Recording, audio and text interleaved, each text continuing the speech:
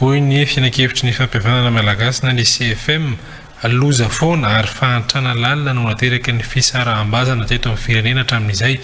Hoy ny mpitondra teny ny CFM manao antsoavo amin'ny rehetra mba hifehteny sy tena ka hampanjaka ny fihavanana.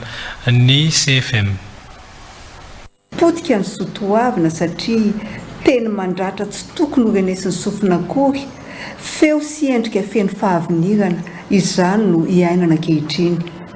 Tô tsy afaka mifampiresaka mivantana intsony raha tsy amin'ny alalan'ny fitaovan-tserasera samihafa. Ny serasera izay tokony miabo mba hampiombona kanefa dia lasa fitaovana mampisy fisaraham-bazana ary raha mitohy dia hiteraka herisetra. Ko manoloana an'ireo zava-misy ankehitriny dia mampahatsiahy ny conseil du fampihavanana malagasy, ny asin'ny fahamarinana sy ny fihavanana mahiray antsika malagasy, manao antsoavo ho amin'ny tena fihavanana ka hifehteny sy hifehtena ary hitandro hatrany ny fifanajana.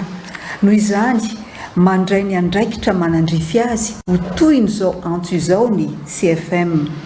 Efa niteradoza loatra teto amintsika ny fisaraham-bazana izay mitarika makany amin'ny fahantrana lalina ko andeha hosoroana.